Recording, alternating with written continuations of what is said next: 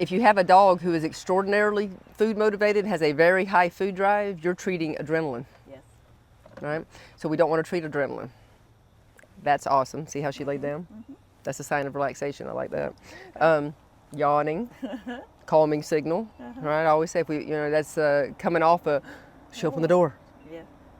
And that's her coming down. I always say if I put words on that, it's God, this is so hard. This is hard. Hard is good.